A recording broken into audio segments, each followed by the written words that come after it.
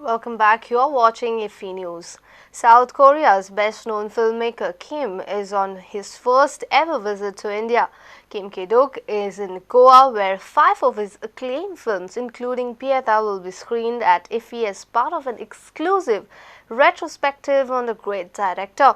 Talking to media with the help of a translator in Panji, Kim said he has produced 18 films so far, but lamented that Korean audience prefer Hollywood movies and his films are mostly offbeat themes narrating tragedies of real life. In an interesting twist, at the end of the press conference, Kim sang a traditional South Korean song, much to delight of all those present.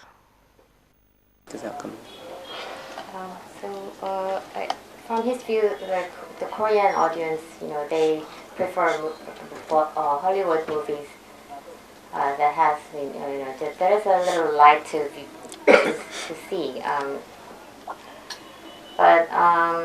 Yeah, in his movies, he would say that there are, some tragic parts to it and a lot of things that would make you think. But normally, even for Koreans, they don't want serious movies or movies that would make you hurtful. So, but he feels that even if it's hurtful, we need time to think about our life, and that kind of films is what he focuses on. He's made 18 films so far, and in his films, he wouldn't categorize people as good or bad.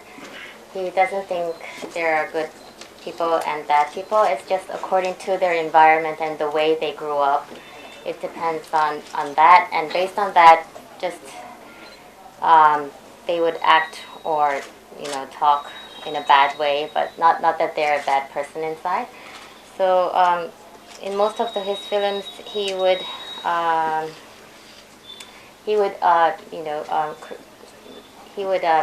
picture people as doing bad things, but at the end he would make the audience make the decision if that's a bad person or a good person. He leaves this question mark at the end of his films, and the way he views people in the real world is also the same. It's true that more than in Korea, his films are more well accepted abroad, and actually that's made him. It doesn't make him unhappy or happy. It just made him more motivated to make more films and also thankfully get more sponsors from abroad. The Song of Korea, which people would sing not because they're singers, but they would sing when they're low and sad or happy. They would sing this song. 아리랑 고개로 넘어간다.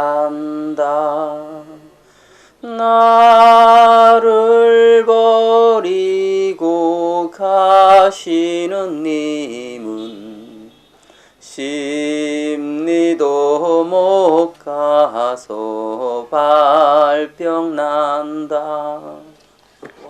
Thank you.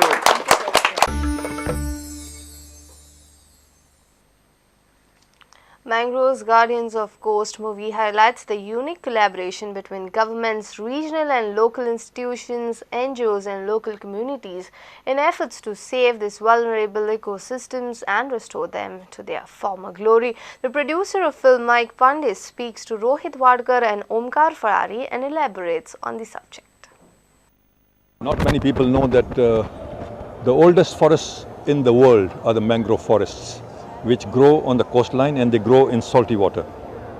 Nothing grows in salt, but these trees, which are millions of years old, grow in salt. And what do? Right now people are cutting them off as waste, and they say it's dump and wild forest, but the mangroves, apart from being the oldest forests in the world, are the biggest soaker of carbon dioxide, 7 times more than ordinary forest. But most importantly, they do 2 things. They protect the coastal communities, people living along the coast, from tide surges, storms, and even tsunamis. Yes. And the mangroves are also nurseries for thousands of species of fish. And the fish Fish industry feeds more than 50% of the world. So if we destroy mangroves, all the communities and 60% of the world's people live along the coastlines, they will be in direct impact. Their lives will be in danger. This is nature's way of providing protection to people who live on the coastline. So we must not destroy the forest, we must protect it. Till now people used to think, oh, let's cut it and make shrimp farms or use it as firewood. Please do not cut mangroves because they are really the guardians of our coastlines. This film has been really wonderful experience. We took almost 6-7 months to finish this, and we tried capturing the places all over India, how mangroves are threatened all over India. In fact, it's just not about certain places, but we are looking at a national level. So that's where I think the effort should come from, from people across the country to save the nature's barrier, so to say, and that's what is the advantage of having not disturbed sort of nature along us. That's where nature's provides us protection, sustenance, and we have to together save it, protect it. Basically, we're targeting the people who live in these coastal communities. That's our aim. I mean, we're trying to distribute the DVDs to all the coastal communities while we have shot. And we had a very tough time with the permissions because it took a lot of time to get the permission. It almost took us about 1.5 years to do this film. So, but anyways, the job is done, and now we are distributing the DVDs through IUCN and through other NGOs who are, directly involved with the coastal communities.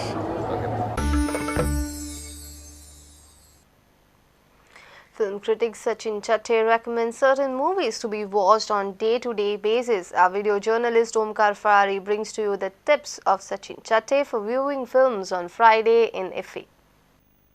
On Friday, 23rd of November, a host of films will be screened at IFFI. Here are some of the picks.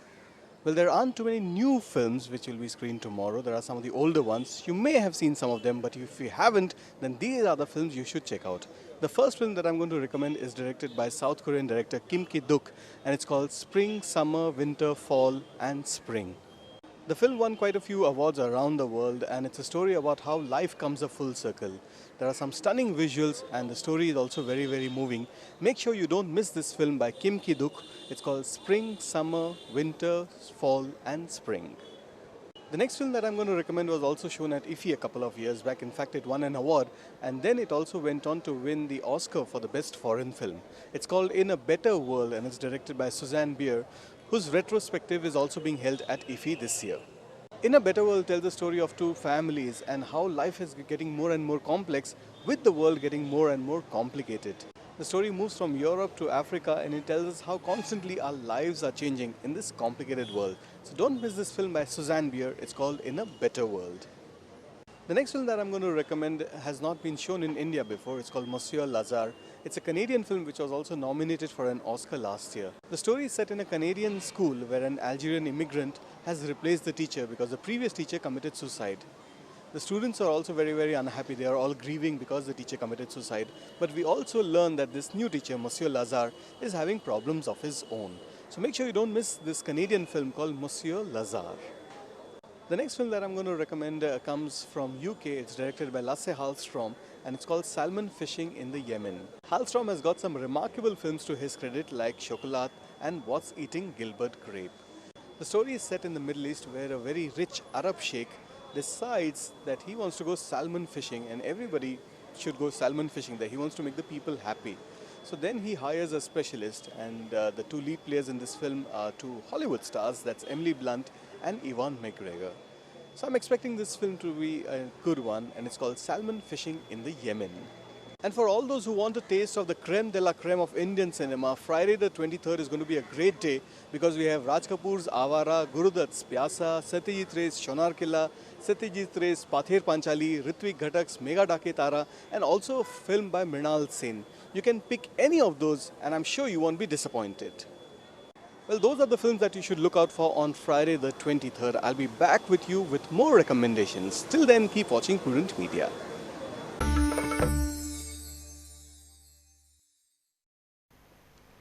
And before we end this bulletin, we bring to you a video of the day glittering performance at the Kingfisher village of IFFI. Have a great time. Goodbye.